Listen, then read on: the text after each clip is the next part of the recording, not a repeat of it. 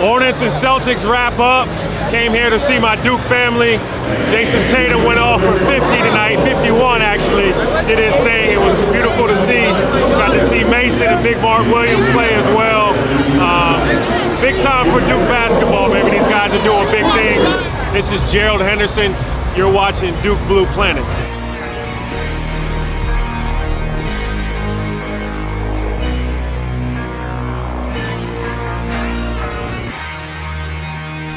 Pull up in a blue Roddy, blue diamonds, blue body, both wrists, two timing, go crazy. I'm shining. Let's go Duke, go crazy. Let's go Duke, go crazy. My name is Nick Sang. I'm a physical therapist and athletic trainer for the Boston Celtics. I primarily work with Jason. We focus on injury prevention, rehabilitation, and his strength conditioning. The one thing that stands out with JT, I think, his work ethic and his love and passion for the game. You know, it's easy to bring it on, the good days, the easy days, after you get good sleep. We're at home for 2 weeks, but I think it more so shows his work ethic more when we're landing at 2 a.m. doing his preparation work, doing his rehab, getting treatment done, lifting after games. So I think he's really committed to the process. So a typical game day with Jason, we'll start relatively early before shoot around. We'll go down to breakfast. Right after breakfast, we'll actually go into the weight room and do some of his rehab before shoot around. We'll go to shoot around after, and then upon getting back to the hotel, or if we're at home, once shoot around ends, we'll start our hands-on manual therapy treatment. After that, he'll typically go home or go back to the room, take a nap, recover, have a pregame meal, and then we'll get to the arena. At the arena, we typically will start doing some activation and warm-up stuff before he gets on court, about an hour and a half before the game. And then really it's just tape and let him do his thing. I think it's really fun. I'm very fortunate that I get to, work with Jason, who's, such a hard worker, brings it every day, but somebody I can also call friends. The things that you do to prepare before and after are just as important as the things I do on the court working out. Because if your body isn't right, then it doesn't matter, right? If you can dribble or shoot. It's my 6th year now, and understanding the challenges that come, from an 82-game season, and just how you have to prepare and maintain. When I was younger, my first year or so, preparing and lifting wasn't necessarily in my routine. But you understand as you get older and your body changes and matures that I need to do certain things, making sure that my core and I'm lifting and my body is fresh in order to go out there and perform at a high level. It's just as important as what I do on the court.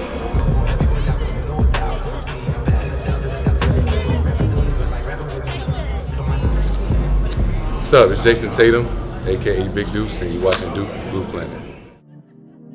When people talk about the Brotherhood, it's a real thing because all of those guys, these younger players coming through, at some point when I was younger in the league or was at Duke, they were watching me when I was younger. And, hopefully I was, somewhat of inspiration to them to make it to the league. And so it's really cool. And when I watch them play and do spectacular things out there on the court, it's nothing but being proud to know that that guy went to Duke and is doing something special and is making something for himself. Almost every team we play, you see a couple Duke guys, so it's pretty cool to, to meet them, interact with them after the game, so it's a pretty cool experience for sure. It's great to see other players on the floor, whether they were with me there in school or not. There's always a connection and appreciation for, another guy making the wise choice to go to Duke. There's so many guys in the league, that is a part of the Brotherhood that played at Duke. So we always have that connection. It's always great to see guys, that wore the same uniform as you. It seems like every night there's, at least one or two of us out there competing against each other. And I think that's what makes it so special. So tonight is no different, with Big Mark and Mason over there. It's always great to see guys like that and compete against, guys like that all the time. The Brotherhood to me is just a group of guys who can all relate.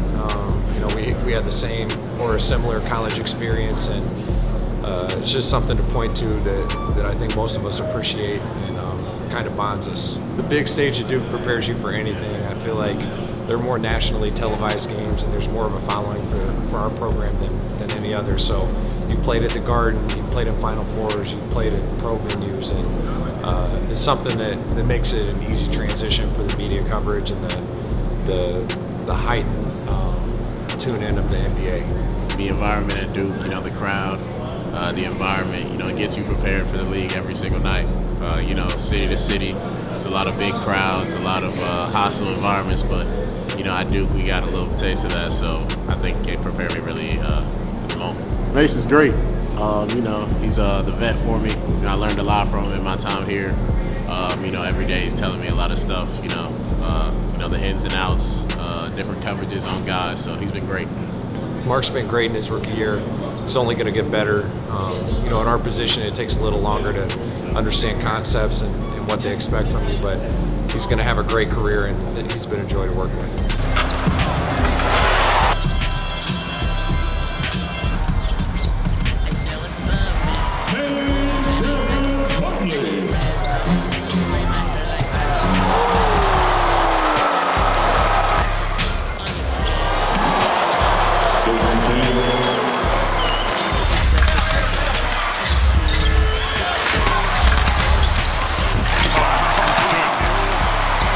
Just in a different zone right now.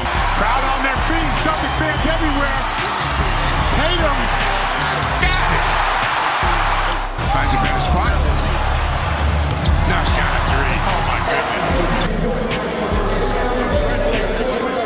Oh, it's fine.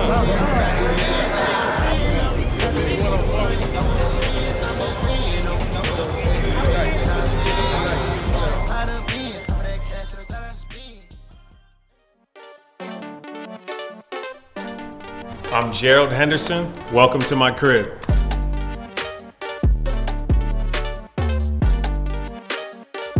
I've been in Charlotte since 2009 when they drafted me. This has been a great city for myself and my family. This house we renovated. Took about a year and a half to do through COVID, but we got the details straight. My wife did an unbelievable job designing it and making it a home for us. And our kids are here, go to school here, and this is what I call home now. Yeah, so a highlight of the house was definitely being able to put in the basketball hoop. I don't do too much hooping nowadays. I'm a golfer, if anybody knows me, but I'll come out here and shoot around every now and then. We got the putting green set up, which is more my speed, but my kids come back here and play, and I love for them to be around the game and show them the game. But for sure, had to also get the Kobe symbol here, the Mamba symbol. That's a big time influence on my basketball career. So when we renovated this house, there was an existing pool here that wasn't really our style, so we demoed the pool and made this pool our own. It's been fun. In the summertime, they're in here like almost every day. It's a good way to wear them out, right, for you parents out there. I get in here from time to time, but I spend most of my time out on the golf course, which is golf cart range from here. Well, this is my pool house. I spend a lot of time out here. It's a hangout spot. It's an office for me a couple days a week, but it's full of all the things that I've collected over time.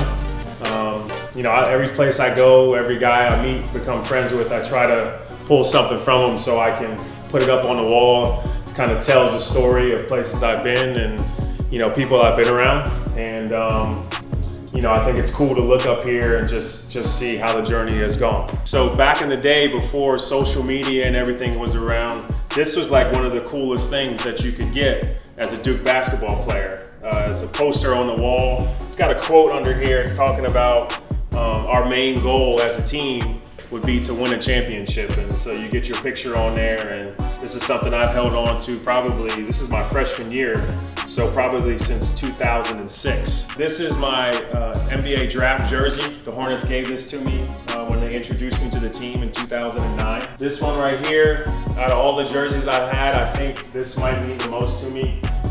My McDonald's All-American jersey from 2006. I played in this game also with Coach John Shire, and Lance Thomas.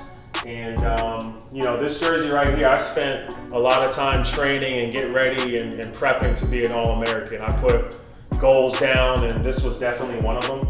And this was a huge experience as a high school player. Back in those days, to become a McDonald's All-American, it was a huge thing. So this is my least favorite jersey in the pool house. My buddy John Shires just scribbled his signature on here, just so disrespectfully. I was torn as to whether it should be on the wall or in the closet, but I pulled it out just for this special segment here. But John has been up at my house since I left college. Obviously, he's a dear friend of mine, and just a brother to me. And I don't have an incredible amount of Duke stuff in here. I've been a lot of places, but I made sure to put his jersey up here because he's been a great friend to me, and I support everything he's doing, and I had to have him up here for sure.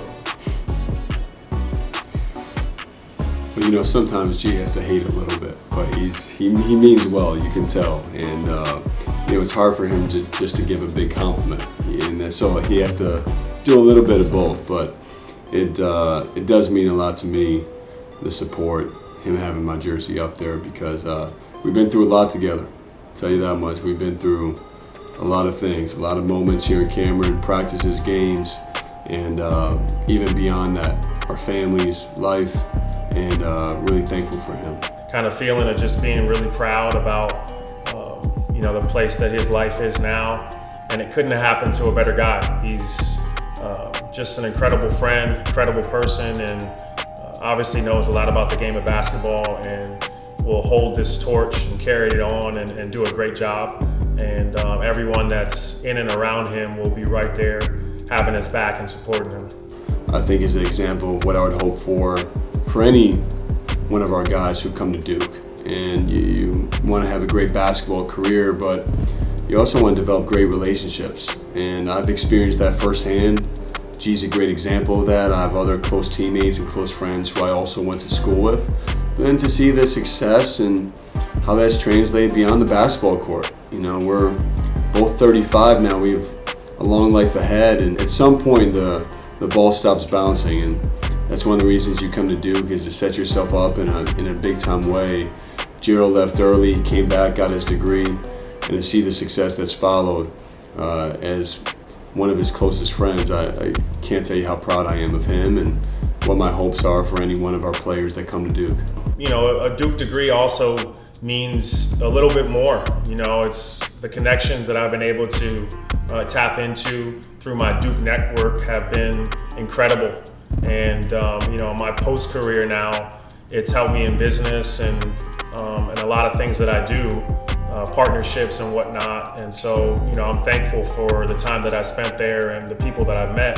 To see the career that he's made for himself is a pretty special thing. And as much as I would like to say I'm surprised, I'm not surprised at all.